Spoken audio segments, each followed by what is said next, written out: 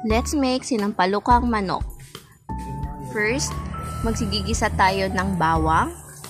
And haluin lang natin yan. And isusunod natin yung sibuyas.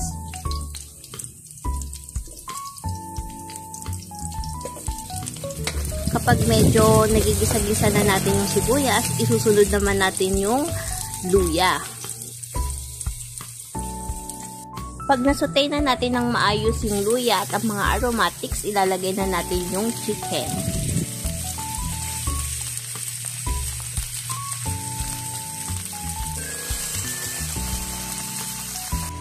So, after chicken, ilalagay natin ang tomatoes.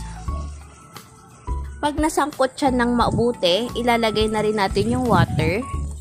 Hihintayin lang natin siyang kumulo hanggang sa lumambot yung chicken. So, kapag malambot na, ilalagay